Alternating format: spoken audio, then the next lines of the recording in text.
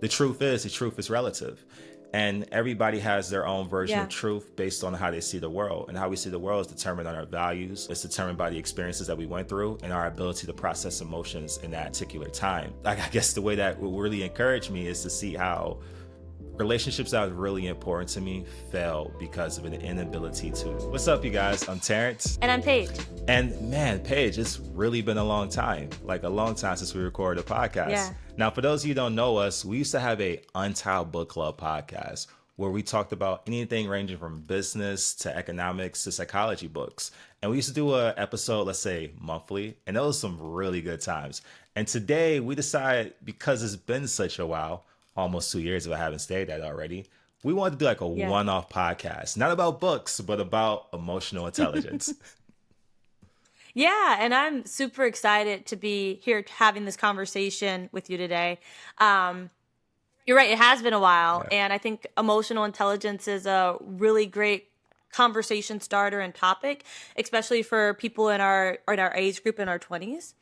And so over the last year and a half, 2 years just about, Terrence and I have been having a journey of growth where we have been really diving deep into our own psychology and understanding who we want to be as people, how can we show up better in the world? And that all really centers itself around emotional intelligence. And so, yeah, thank you for having this conversation and, reaching out and wanting to redo this podcast. Yeah, absolutely. So let's just get right into it. Paige and I, we've been going on this journey of self-reflection over the past 2 years. We've been focused a lot on doing our own individual therapy, meditation, and just reading various books to help us grow as people. I mean, of course, over these last 2 years, we have lost friendships, gained new friendships, been in and out of relationships. And all of those experiences have really shaped us for who we are as people. Oftentimes when these things happen to us, we tend to, I think we as people, we tend to have this natural ability to like point things outwardly into the world and say, how did the world went wrong for me to get put in this situation? But what we've been trying to do recently is just understand how did we end up in those situations ourselves and understand how we played a part. And through that, we've grown a lot. And one of the things that we wanted to talk about today is empathy. So Paige, let me just ask you this question. What does empathy mean to you? Yeah, that's a good question.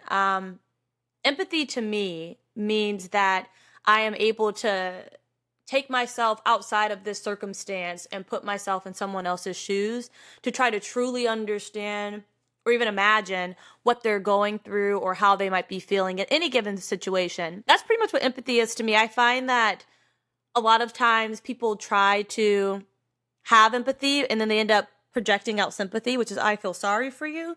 Whereas empathy is more so I am in this with you. I feel this with you. And I really think having empathy really deepens not only your understanding of other people, but also understanding of It's yourself. sharing Because you space. could be more empathetic towards yourself. Yeah, sharing It's sharing space. space. Exactly. Yeah. Oftentimes when I think about empathy and just emotions in general, I like to use that term space. When it comes to our feelings or even this idea of empathy, for one, let's talk about the feelings part. Are your feelings taking up as much space as somebody else? Is something to consider? You good? Oh, yeah. Yeah. No, yeah, I'm Oh, good. you're What? like, I was wondering, like, I'm just nodding. like you was pressing the button. I'm like, oh, is she good? Um, so oftentimes, Paige, when I think of things like empathy, I think of this idea of sharing space. And that really helped me conceptualize the Mhm. idea of empathy. Because like you said, empathy is being able to put yourself in someone else's shoes. And the way I think about it is that how do I share space with this person? Like if you think of us inside of like a room, like for those of you listening and not watching the Mhm. video, I think sympathy is like when you kind of like look at somebody from a different perspective. Like I'm on the opposite end of the room and that person's maybe in the center of the room dealing with their issues. And I'm just watching it unfold and being like, man, I kind of feel sorry for this person. But I think empathy is when you Yeah. leave that corner of the room and you join them in that center and you try to feel what they're feeling, not necessarily to like solve their problem, but it's just to be there with them in that moment and like experience that pain. And I think that is what often connects us to people. It's that ability to like share whatever someone else is feeling in that particular moment. Yeah, I agree. Like being able to be empathetic towards someone and share that experience. And the experience could be anything from joy to sadness to pain to everything in between. But being able to share that with someone, I really feel like deepens your connection and your understanding of that Yeah, and individual. Paige, I got Um, yeah. Let me yeah, ask you a yeah, question. Excuse me for interrupting you, but I'm actually yeah. curious No, no, go because ahead. it's very easy to give empathy to somebody that maybe you haven't had a conflict with. Yeah. I knew where this was going. But because Paige, you're so much more older than I am, and I often like defer to you for. No, I'm not. Just for the audience, I'm not. But go I like to refer to ahead. her for like sage advice. It is very easy to leave that metaphorical corner of the room and like come to the center with someone and share that space with them. But what if you're in conflict Hmm. with someone? Because oftentimes this can be friends and people that we saw as like significant others and just coworkers, and I Yeah. mean it's a whole plethora of like different types of people that we experience in our lives. But how do you share empathy with someone you're in conflict with? Yeah. So I personally have a practice of pausing. So if I'm in conflict with someone, one, it depends, like, there's multiple things that happen when you're in conflict. First thing being, how do you feel about this person when you're not in conflict? Because however you feel about that person when you're not in conflict, you want to still feel that way about them positively when you exit the conflict. You want to exit that conflict gracefully. So I keep that in mind when I'm in conflict with people, to be like, hey, this conflict is just a blimp in time. And I take a step back and say, I want to maintain my closeness with this person. And yes, there's situations where maybe you don't want to maintain closeness with that person. Maybe you don't like that person you're in conflict with. But I find that by giving someone the benefit of the doubt, that one helps me become more empathetic because I'm not making assumptions about their behavior and their intention towards me. By giving people the benefit of the doubt, I'm able to be more empathetic towards them because in those conflict moments, if I say, hey, I really don't think this person is out to hurt me, it makes it a little bit easy to take myself outside of that situation and say, what might I be pushing on this person just from my projections, insecurities, whatever the Yeah, case may be. oftentimes during that conflict, we're experiencing a range of emotions: sadness, anger, frustration, Yes. disappointment. How do you honor yourself by validating your emotions, but also Hmm. creating that bridge to understand somebody else's emotions? Yeah, so I like to think that it's not me versus them, it's us versus a problem. So I'll give an example. There was a time where, I was in conflict with someone because we had a disagreement about just a disagreement about how we want to show up for one another. And in that disagreement, I had to take a step back and say, you know what? This is very hurtful for me, right? This disagreement. It's very hurtful for me, but it's probably also very hurtful for them too. They probably don't want to be experiencing this with me, or they don't want to be experiencing this at all. So this conflict isn't just about me. And yes, I could feel sad or upset or angry, but I have to also acknowledge that that other person's probably feeling the exact same way. And with that in mind, I'm able to move in a more empathetic way because even though we're on opposite end of the same shared experience, we're still experiencing the same thing. And that could be loss, grief, pain, whatever the case may be, anger. Um, and I like to be introspective and say, you know what? If I realize I am getting really angry in any type of conflict, that means I need to take a pause, step away to readjust, and then I can come back and have a more productive conversation because Yeah. that's the And goal, that right? gets into like conflict resolution. At least for me, whenever I experience conflict with someone, especially someone I respect or I have to like actually interact Hmm. with due to like, the way our lives are like intersecting with each other, I I try to engage in conflict more than I ever did before. I feel like the less mature version of me used to be very passive aggressive, or yeah, passive aggressive is a perfect word for it. Simply avoiding the Hmm. conflict or just letting things just simmer and like not really honoring how I feel in those moments whenever a conflict would arise, just so I can like Yeah. keep the relationship at a steady pace. But the problem with this is that a lot of things kind of build up and then resentment forms. And I've learned that it is much Mm. easier just to simply go to that person and try to establish a conversation with them. I often tell people, especially when we have to have a rough conversation, that rough conversations or tough conversations are opportunities for us to grow and to develop more trust for each other.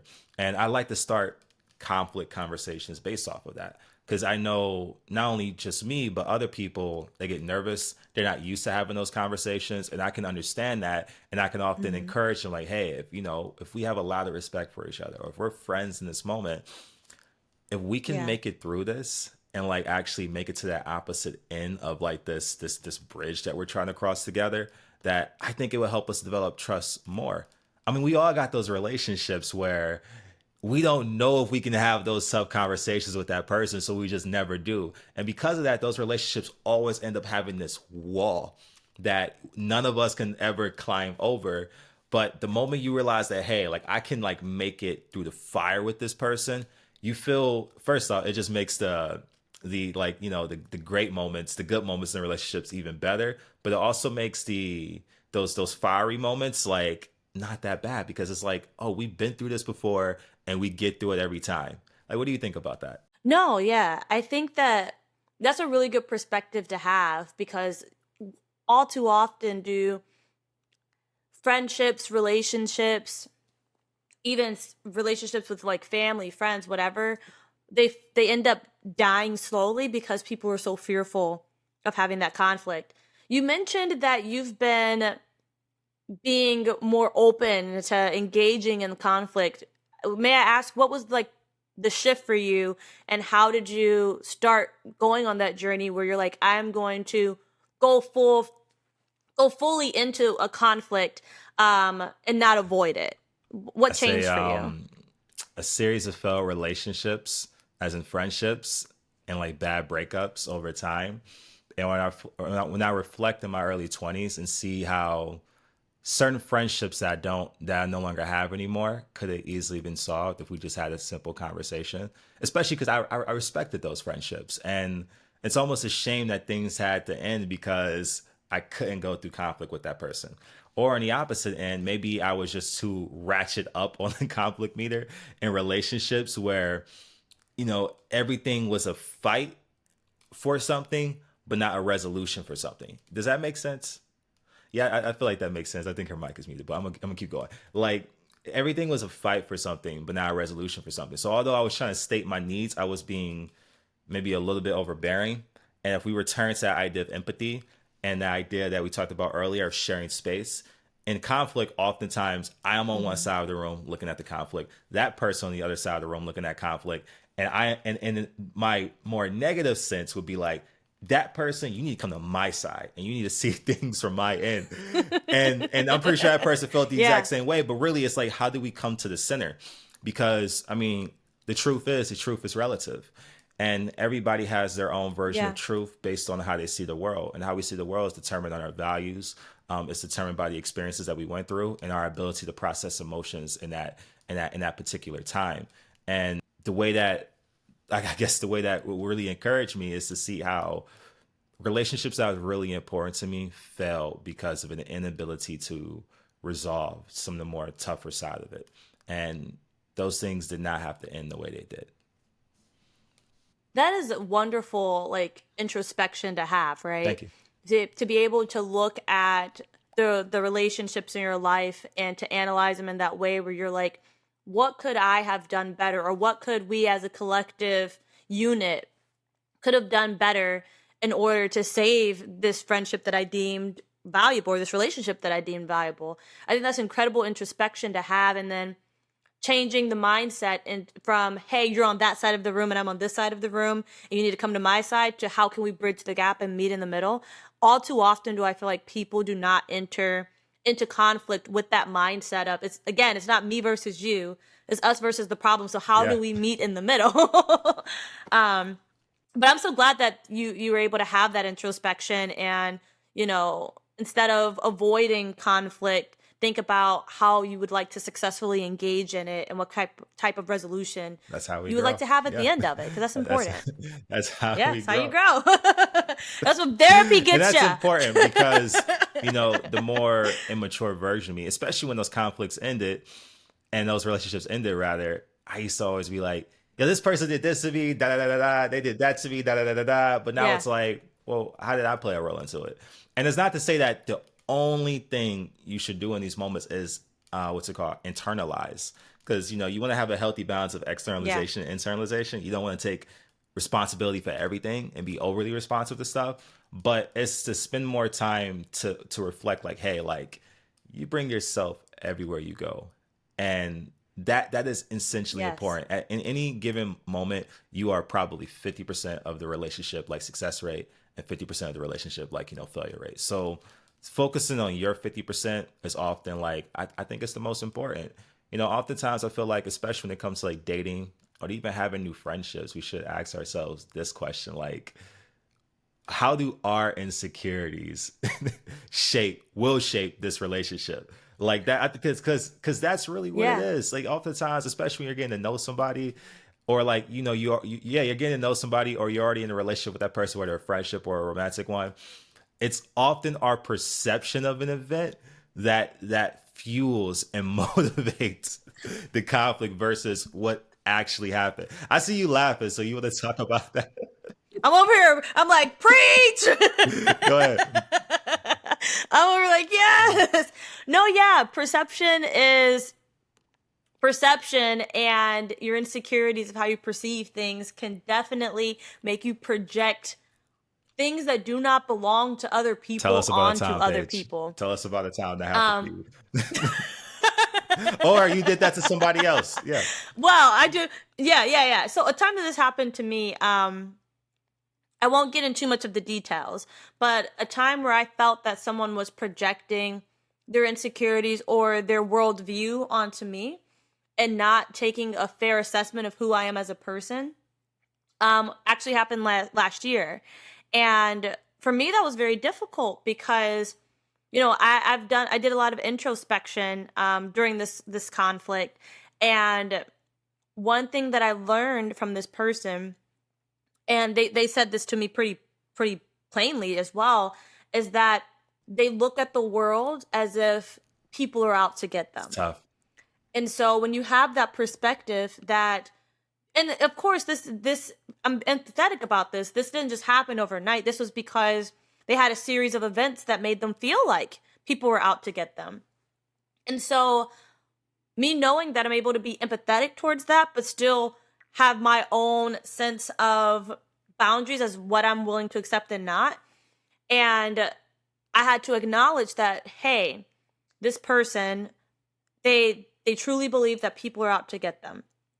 And I'm an evidence-based person, so I always ask, okay, I hear you. Can you provide me with an example of what I did, or can you name it? Can you just give me some evidence, right, as to specifically what I did to contribute to this? And the person replied with, they were just confused about the situation. And that's because we had a different perspective of what that situation was. Um, and when they communicated their confusion, they were confused by their perception, or the confusion came from their perception of what they thought I was doing. I explained my intentions, and, it ended up being more of the same, which is I assumed you were out to get me.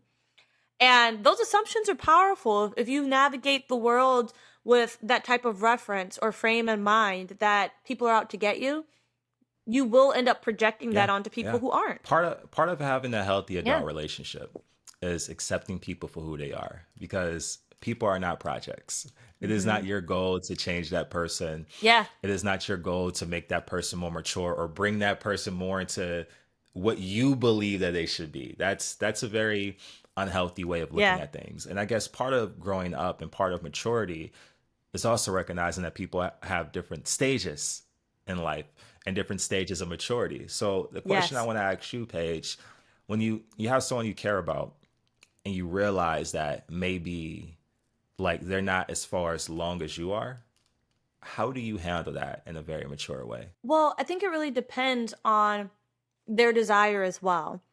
So, like, say they're in a stage of life where, an emotional intelligence standpoint, you Yeah. guys, there's like a disconnect. Like, there's a gap between you two.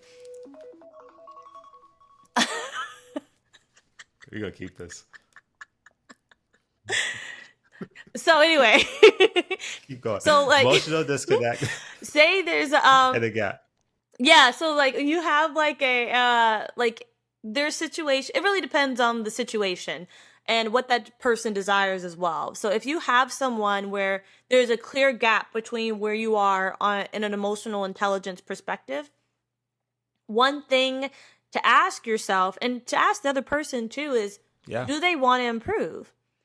So no, you're not someone's teacher or their coach, or but if your friend honestly wants, or your partner honestly wants to improve, you can help them if you feel like that's within your If they mental want and to emotional change. Yeah. bandwidth, Yeah. by giving them resources. Yes, if they want to change. But if you are in a situation where there's a clear gap in emotional intelligence and the other person has little to no desire to change, or they do have a desire but they have no motivation to change, then you have to figure out how you want Yeah. to operate and interact with that person. You might just change your interaction. That doesn't mean you completely cut them off. Maybe you don't talk about certain topics that will get them This riled is a up. perfect segue. Maybe there's certain and maybe you don't, hang out as much, or maybe you limit the type of conversations or the frequency of conversations, but you don't have to completely remove that person. But if you feel like that person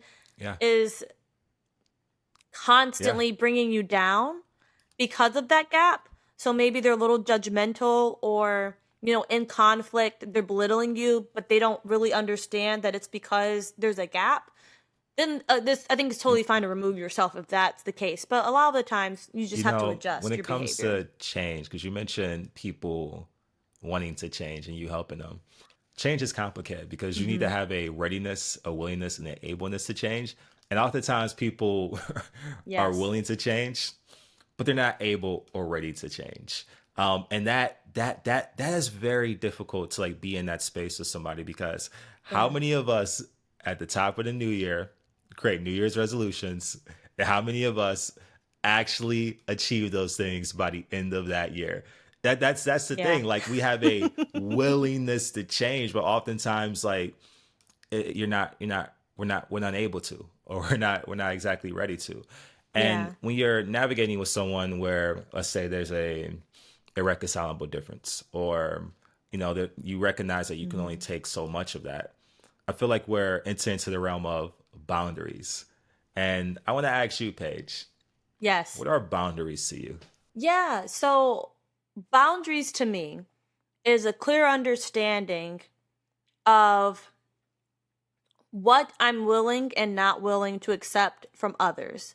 So, case in point, if I have like an emotional boundary, maybe my emotional boundary is that I don't like it when if someone just calls and just emotionally dump without asking how I'm doing first. Maybe my boundary is, hey, I tell my friend or my relative or whomever, hey, you know, I want to establish a boundary with you that when we first interact, the first time of the day or whenever that is, um, that we ask each other how we're doing first before, and if we ask if people have the mental and emotional capacity to help us Yeah, along with whatever we're oftentimes, struggling with.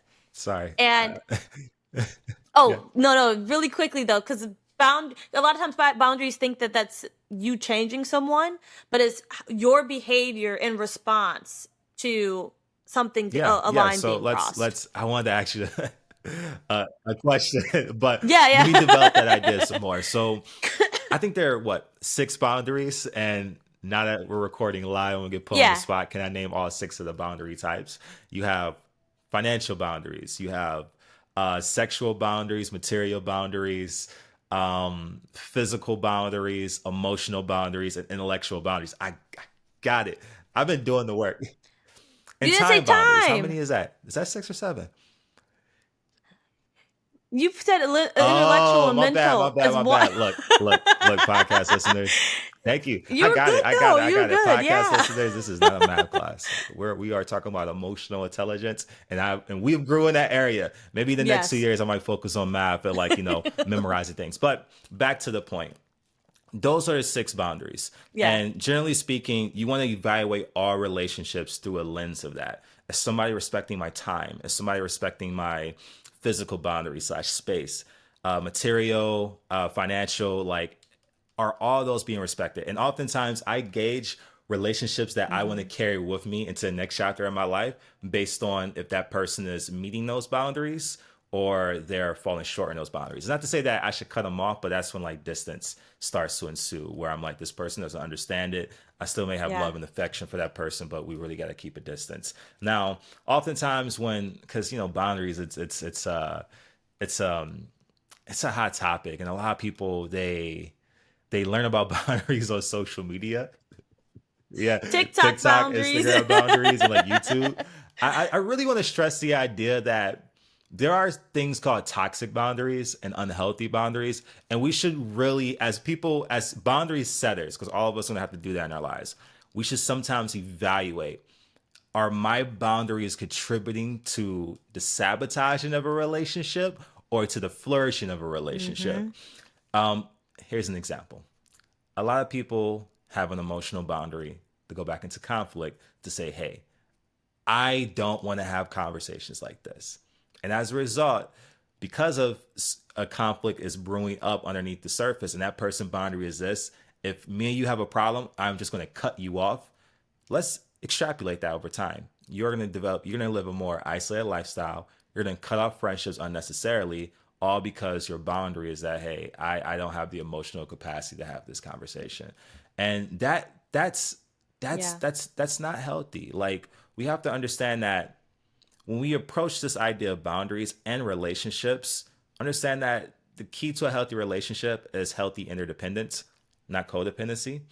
And if you're coming at it from a very selfish viewpoint of like, let me evaluate this person strictly, and you're externalizing, it can result in this idea of like very self-centered relationships of like, what can this person do to me? Okay, so what I'm trying to say is that relationships should have a degree of compromise, because in any form of conflict resolution, Hmm. oftentimes we are just coming from two different perspectives, and we should find a healthy compromise that kind of like optimizes the relationship in the long run. But doing that, you have to determine whether or not that's worth it to you, and that just goes into like a much deeper conversation that we probably can't even cover today because we don't have that much time. What do you think? No, yeah, I agree with you. If you have your boundaries and they're too rigid, you could end up inadvertently like you said, sabotaging your relationship because you're Yeah. being too strict on these boundaries, or you're setting these really harsh lines that no one could really meet, right? I think, you have to set boundaries with expectations in mind for sure. But at the same time, you don't want to set a toxic boundary that really is just a Yeah. form of protectionism because you're so I scared like of that getting hurt. word. You have this really harsh boundary and you end up you end up hurting not only You know, yourself but your relationships, which ultimately yeah, I down the like that line word a hurt lot. you. Protectionism. Paige, oftentimes throughout Yeah. our 20s, we've been known to break boundaries with ourselves. And the unfortunate side effect is that if you don't stand up for your own boundaries, very few people are going to honor those. And Yes.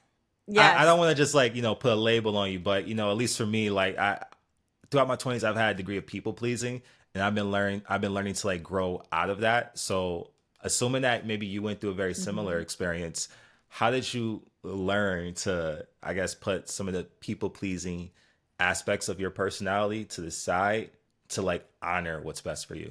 I think there's a couple things through therapy. um I've learned that my wants and needs are important. I think part of people pleasing is because you're so fearful of losing these relationships that you're willing to put your own needs and wants aside in order to maintain that relationship. So you're willing to break your own boundaries to maintain it. And through therapy, I learned personally that what I want, that matters. What I need, that matters. And once you start prioritizing and really accepting that, and like really like not only accepting but knowing and feeling like what you need and want matters, you're then able to say, you know what, I care about this person, I care about this relationship, but I also care about myself. And if I want to be able to keep pouring into this relationship and into this person in a healthy way, I have to feel healthy, which means I need to make sure my wants and needs are also met. And if this person is showing me time and time again that they're not able, incapable, or not willing to meet those, I have to take a step back and say, does this person value me as much as I value me? And I think that learning that shifted how I interacted with people in my relationships and shifted how I communicated with them and how I set those boundaries and maintain them. Because you can set a boundary, but how do you You know, maintain I it? like That's to the think that's the of tricky all three of these things that we part. have covered so far: empathy, conflict resolutions, boundaries. For those of you who work out, I think you will Hmm. understand and appreciate this metaphor. It's kind of like a muscle system. Now, if you spend your entire time working out your quads and working out Yes. your and not working out your glutes, or working out like, you know, your hamstring and your lower leg muscles, you're gonna have a lot of strength imbalance. And oftentimes when you have a strength imbalance, guess what that leads to? Injury. And what's important about going through these topics Hmm. of empathy, boundaries, and conflict resolution, you kind of have to have a degree of like, yeah, that each of these things have to be at a similar level, is what I'm trying to say. Because if you are very good at setting Yeah. boundaries, but you're not good at communicating those boundaries, you're gonna have a problem. And when you have a problem, if you're unable to go through a conflict resolution, you're gonna lose a friendship, you're gonna lose a relationship. If you don't have boundaries Hmm. and somehow you're, no, not somehow, because if you don't have boundaries and you're very empathetic with somebody else, you're gonna often have a problem with yourself and, like, I guess, over giving, like, and over pouring into somebody else's cup. It is absolutely important to be able to weave all three of these things together to be a very healthy person, and that requires deliberate practice of each. And one of the things that I've been learning, because I've been reading this book called Nonviolent Communication, is that oftentimes when you're going through a problem with somebody, I think there's generally like four steps you do, and you could probably help me out here. But the first one is to Hmm. observe the problem, and Okay. without using accusatory language and you language, state the problem from the way you see it from your perspective. The second thing is to, like, state how that makes you feel. Like, what does this observation make you feel like? And then the third thing is to consider, what do you think are the consequences from your perspective if this thing were to keep going on?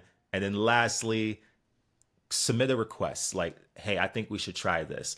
Oftentimes when people are communicating, we tend to break one of those four rules. We either don't accurately reflect the, not accurately, that's the wrong word, we do not surmise the problem enough for someone to understand what we're observing here, or we don't Hmm. really state our emotional needs because maybe we don't want to be too vulnerable, etc. So we just tell somebody what to do and it sounds like a demand, because that's important. None of these things should ever sound like a demand.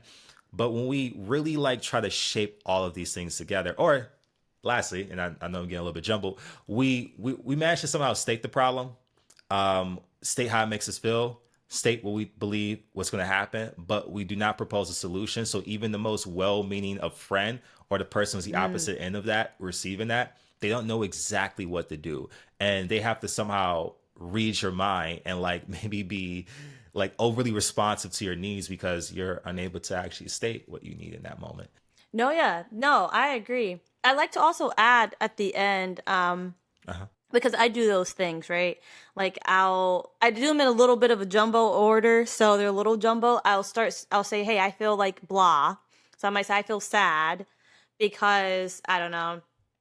I observed this thing that happened. This is the thing that happened without using, like you said, accusatory language, like saying, you did this. It's like, oh no, I observed this.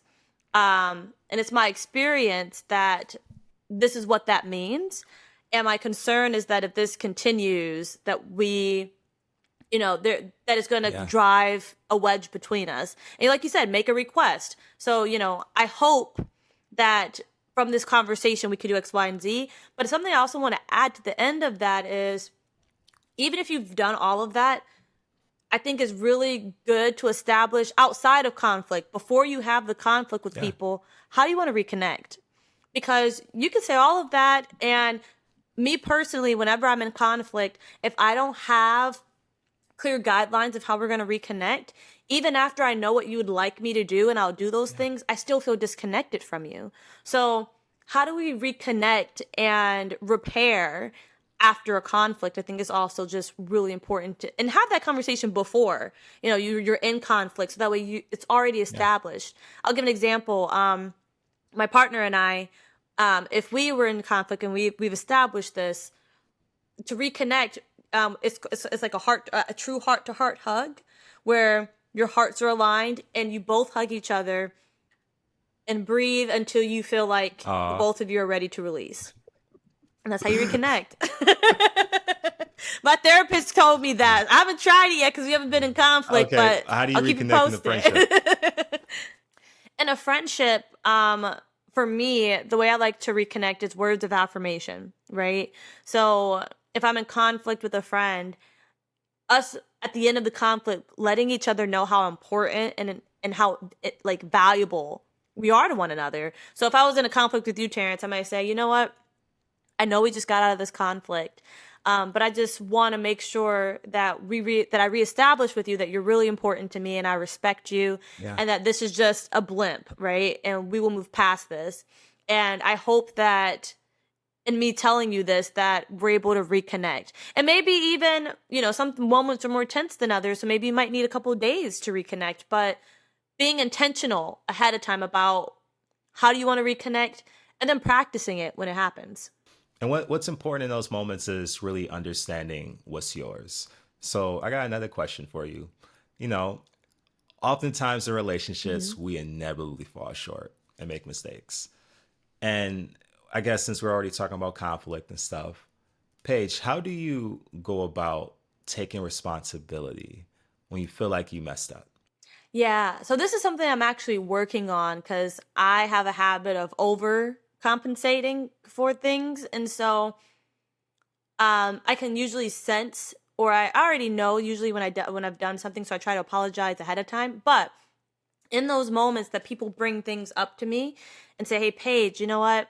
I really didn't like that you did X, Y, and Z. It really hurt my feelings, and they go through the process of communicating how I've done harm and what they'd like from me in the future. Um, One, I listen. And if I feel myself, I physically feel my emotions. And so like, if I feel like my chest going a little, like starting to beat, or like I feel something in my stomach, I know that I need to take a couple deep breaths so I can really listen to what this person is telling me. And after I've listened, I like to repeat it back just to make sure I heard it right. So I might say, hey, it's my understanding, if I'm hearing you right, that you're upset with me because I did X, Y, and Z. And first and foremost, apologize. I Because regardless of if we agree on what I did or Yeah. not, you are still hurt, right? And if I care about you, me being right is, or trying to poke holes in your perspective is not as important Yeah. as the friendship or the relationship. So I might say, and I'm so sorry. I'm so sorry I had that impact on you. Like that wasn't my intention, but I understand that my intention doesn't Yeah. negate the impact that it's had. And then I'll ask, what can I do instead? Right? And then we can have a conversation about that. And depending on, my own perspective too, if I really feel like what the person is asking of me is crossing one of my own boundaries, be clear about that, right? And say, hey, I hear that you want me to do X, Y, and Z. And I understand where you're coming from, and I get why you'd want me to do that. I want to be transparent and honor how I'm feeling too. And for me to do that feels like I will be crossing my own Right. boundaries. So how can Right. we meet in the Right. middle, And I right? think you said something that is very important when Yeah. it comes to any apology. It's accepting responsibility. And that looks like not like you can explain what happened, but do not use it as an excuse or be like, Mm-hmm. I would have done that if you did Yes. that. Like now you might as well just throw the apology out because now you're trying to you're trying to like have a battle. But it's to really come from a very empathetic standpoint, but also honoring Yeah. what's yours, and a healthy partner or friend, they will also do the exact same thing. Again, it is always meeting in that middle. If you find yourself having to cross this room, now I keep using it as a metaphor, like if I'm on one side of the room, the other person on the other side of the room, and I have to like Yeah. cross completely into your world just to resolve the conflict, then it's Hmm. probably not a healthy relationship to hold on to be quite frank. But if both of you guys continuously meet in the middle and you're able to explain, well, this is what I saw and this is the reason why I did what I did, but then I realized that this is where I went wrong, and moving forward, this is what I'm going to do instead. How does that make you feel? And that person agreed to it, then you have an actual healthy Yeah. resolution. You know, what's important when it comes to any apology and when you're taking responsibility is change behavior.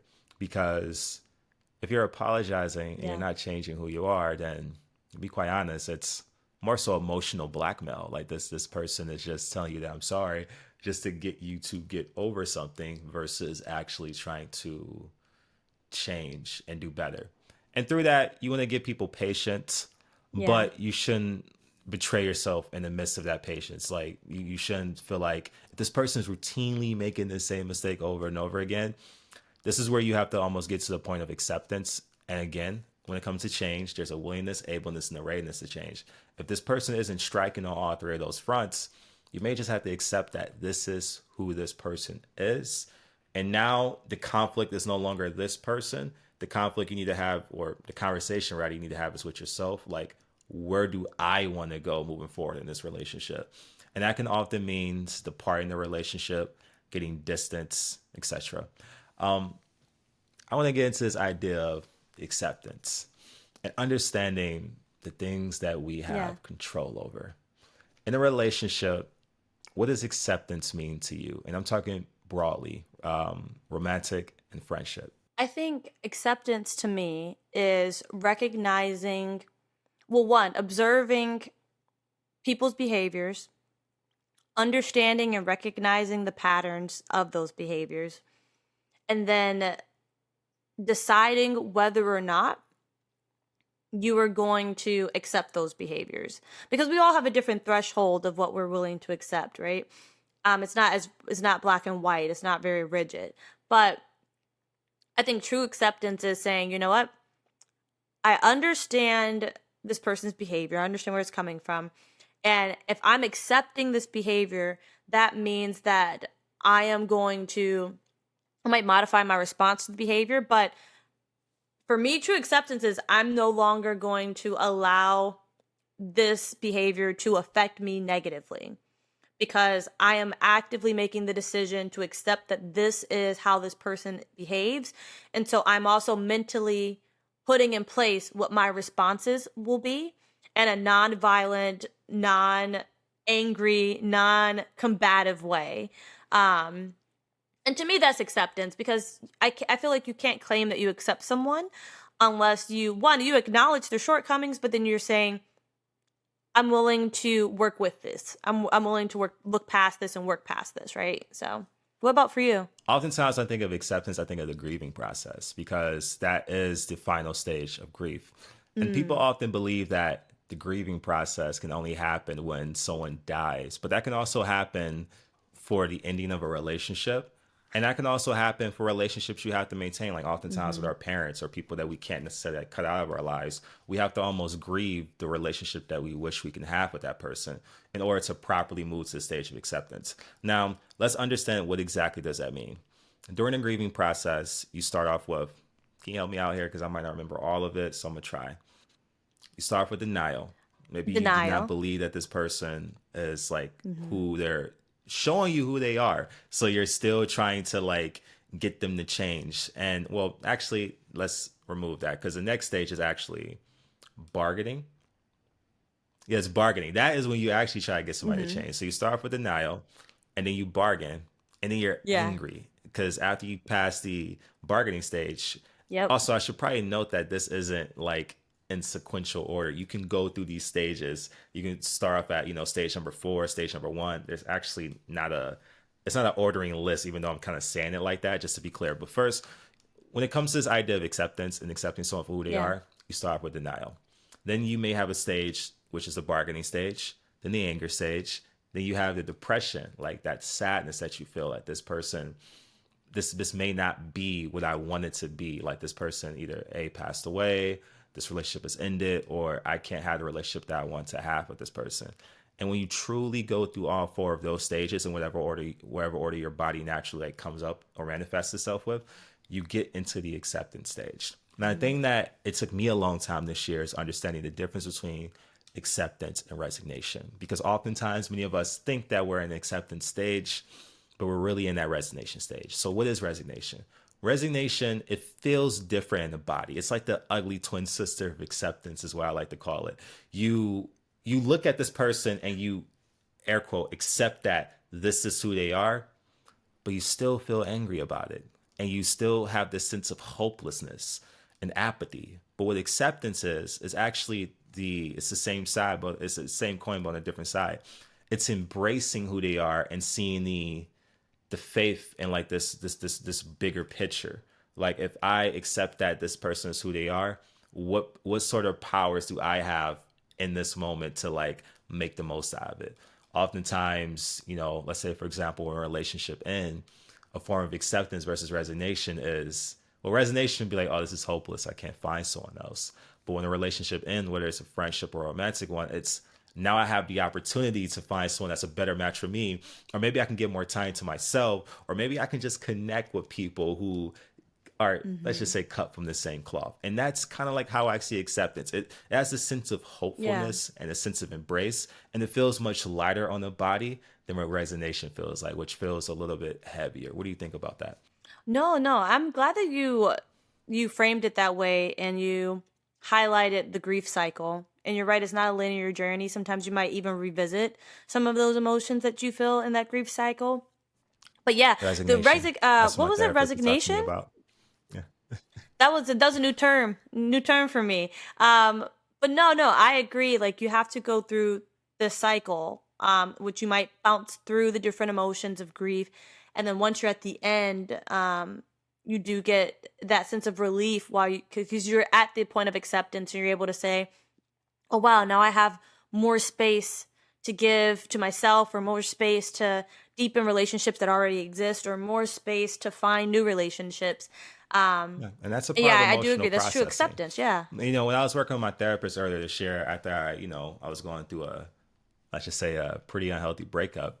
One of the most important things that my therapist, you Mm-hmm. know, wanted me to do is to not try to jump the stages of emotional processing. Oftentimes, cognitively, we understand that it's time to get over something. So we try to rush the journey and rush the healing process when really we should just learn to sit in that space Mm-hmm. and allow those emotions to kind of work through us. Because the thing that I really want to stress to people that even though something may not feel good, especially if you're going through that grieving process, is that emotions aren't your enemies, even the ones that society has deemed as negative emotions like sadness and anger. These emotions are there to tell us something. The way I define what emotions are, it is just simply how we perceive something. I think a better way of framing emotions is that emotions is how we process information.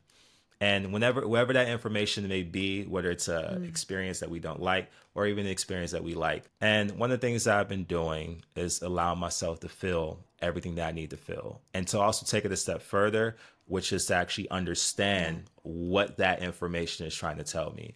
My therapist told me when I was going through my breakup late last year and early this year, or I guess going through like the post breakup like healing process, is that you oftentimes you try to build bridges over troubled waters when really we should learn how to swim through it. And I think Mm-hmm. what she meant by swim through it was experience everything you need to experience and take away everything that you need to take away from these emotions so you can truly sit in that healed, acceptant state. Because if we don't get that right, oftentimes we can get stuck in the state of anger or the state of resignation. And when that happens, oftentimes we no longer become the author of our story. Instead, our experience start telling our story for us. Oh no, absolutely. Absolutely. And I like the analogy of swimming through the troubled waters because you're absolutely right. You have to swim through them and really allow yourself to feel all of the emotions that come with that because at the end you are going to learn so much about yourself, so much about how you process things. You might even learn new coping skills or new ways to process things. But you're absolutely right. When you get stuck in that resignation stage, because you didn't take the time to really feel what you needed to feel in order to heal, you could end up with a perspective or a negative perspective about the world or a negative perspective about other people in general, which at that point, like you said, you're no longer the author of your story. All of your bad experiences are Yeah. now Yeah. painting your new One of the ones. things that I learned is that sadness can sometimes, I think sadness and anger, which are two emotions our society tell us not to experience, those are like some of the most Mhm. important emotions that we can ever experience. For one, anger in a non-reactive way. I want to put a caveat on that. Like, don't, when you start, Yeah. yeah, projecting your anger, Don't go breaking stuff. that becomes a problem. But like feeling that anger, that experience of like Yeah. being mad about something, when you're angry, Mhm. it's like your body is trying to immediately tell you that something is not right here and that something should change almost immediately. And oftentimes we people think that being zen out is no, oftentimes people say like I want to become zen out and never experience anger. I think there's some times where you should be angry about things. I think it's Mm. healthy. You think, I mean, I often say this, but you think Martin Luther King would just chill during the civil rights movement? Like he was just happy about it. Like sometimes you need No. that anger because that anger give you energy. And to go into sadness, I think is the most important emotion. I think it's more important than even happiness, at least in my opinion, because sadness is where empathy is developed. Again, if we go back to what we said earlier in the podcast, what motivates me to like leave that side, if we're in a room, what motivates me to like leave that side of the room and the other person's on the other side of the room experiencing something is that I can feel sadness. I can also, empathy can also be for joy as well. I don't want to make it seem like it's always in like this or in a more Yeah. air quote negative side of emotions. But just to reflect on that particular subsection of this topic, what motivates me to go across that room and to have empathy for someone is that sadness is what connects us. When we listen to that song that just hits us on the radio or on like our playlists, when we see someone going through something on the news or we read about it like through social media, what makes us connect, I think, as a community of people is that we all kind of know what pain feel like, and through that I think we often understand what joy feels like as well. Oh yeah, I'm glad that you mentioned pain as well. So one thing, the way I like to look at anger is yes, it's good to be angry at some points because that is telling you that a boundary's been crossed. But a lot of the times as well, anger is a form of pain. So the pain is making you angry. And same with sadness. Sadness is a form of pain. And so people, my therapist was telling me this, people who have a deep capacity of feeling pain also usually tend to be the more empathetic people because they can truly start to put themselves in other people's shoes because they've experienced that level of pain before. Um, some people get jaded by the pain, don't get me wrong. Some people take the opposite approach. They've been through so much pain or they've experienced so much pain that now they're not really capable of being empathetic because there's that perception of I had it worse type of thing. But yes, once you've felt that pain and you've developed that capacity for feeling pain and sadness and anger and those quote quote negative emotions, you definitely do. I totally agree. You definitely do start to develop a deeper sense of empathy that Yeah, can just and be spread more broadly. wholeness and living an authentic Yeah. life is learning how to merge all of these different aspects of ourselves, whether it's the air quote negative and the positive, our ego, our emotional side, and our intellectual side. Wholeness and living authentic is merging all of these things, and then just presenting in a very authentic way of who you are. We're coming to the end of this podcast, and I think we kind of like Yeah. touch bases on this overarching narrative. When you understand empathy, you have boundaries, you have the ability to communicate and to also share space with somebody else's emotions, but also state your emotional needs too. That's when you're showing up in a very authentic way. And I wish I could tell you that, doing all of this would mean that you'd be able to connect with everybody. No, no, people are in different stages, and even still, you might not be someone's like No, like yeah. Yeah. type.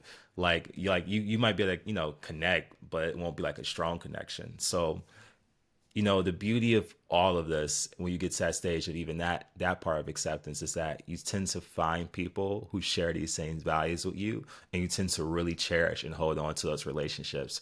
And those relationships, I do believe, last an incredibly long time, because if you are connecting with people who are also empathetic, who also know how to communicate and to resolve conflict, even if they might be slightly more mature than you or more mature than you, those are the relationships that are worth having. I feel like Paige, we knew each other for like 15 years, and we've been through some ups and downs over these 15 years. And I Hmm. think part of the reason why we were able Yeah. to like, keep coming back and like, maintain our friendship for like this long is that even in our more mature forms, we always kind of like believed in these principles. We just needed to practice them. Oh yeah. And the beauty of that is not only did we share the same values and the same principles, but we also fortunately also had Go the to therapy. tools. Yeah, Like we were willing, able, capable, had the tools, go to therapy. And so I think that also contributed to being able to absolutely. maintain like a healthy friendship. And for the people listening out there, um these skills don't develop overnight, but it's like never too late to start the journey. And Yeah. you're gonna make mistakes. We've made mistakes. We're gonna So have continue to make grace mistakes for because we're yourself and nowhere near others. perfect. Yeah. Yeah, have grace. Exactly. But just know that showing up and keeping at it, and being your authentic self and trying to follow your North Star, whatever those values may Yeah. be, you'll And find your people. You'll find personally, your I am more tribe. at You peace than will. ever So, before yeah. because I started to overinvest in these type of relationships, and I'm starting to cut off relationships that don't necessarily do that for me. But, what do you think, Paige? I think this is a Hmm. perfect ending for our one-off podcast episode. So yeah, let's Yeah. let's let's do our outros. Again, thank you Yeah. guys for listening. My name is Terrance. You can follow me at Terrance95 underscore. I will on Instagram. I will leave that probably in this video. Paige, do you want to say some departing words? Yeah. Really great doing another podcast. Maybe we'll do a couple more, but super excited to be sharing our journey of like well, 1.5, almost 2 years of growth, and how we've been trying to develop our emotional intelligence. And so this has been a great experience, and I'm so thankful and happy to be able to share this experience with you all. And yeah, you can follow me as Page Flipper, PAYGE underscore FLIPPER on Instagram. And yeah, Peace. thanks everyone. Thanks for watching. Yeah.